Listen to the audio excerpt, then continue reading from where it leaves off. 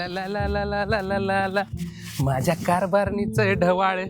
करून गोळाची चान बोर देवाचं उपकार मला होईल आता एक पोर ला ला ला ला ला ला ला ला ला ला रक्षकजी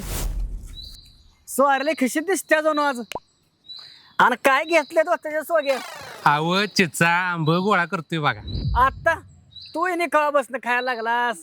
आव मला नव आमच्या कारभारणीला खा वाटतंय नव म्हणजे गड्या तू आता बावणार म्हण की होय जी होय मी आता बा होणार बघा पर ते नव समध्या बायासनी असंच ढवळ लागतात होय समध्या बायांचं पण काय माहित नाही बघ गड्या पर आपल्या राजांच्या येळी आऊसाहेबांनी ढवाळ लागलं होतं बघ ती ढवाळ वेगळंच होतं बघ गड्या म्हणजे राट्टीची ती आणि कसलं ढवाळ होतं अरे आऊसाहेबांनी वाटायचं स्वातंत्र्य हवं पराक्रम करू वाटायचं म्हणजे राट्टीची अरे आपल्या आऊसाहेबांनी धनुष्यबाण तलवारी आणि दानपट्टा असली शस्त्र घेऊन अंगात चिलकात घालून लढायला जाऊ वाटत होतं बघ गड्या राट्टीची अनु असलं बी ढवाळ असतात होय अरे गड्या अजून तुला सांगतो बघ हत्तीवर बसावं डोंगर दऱ्या गड किल्ल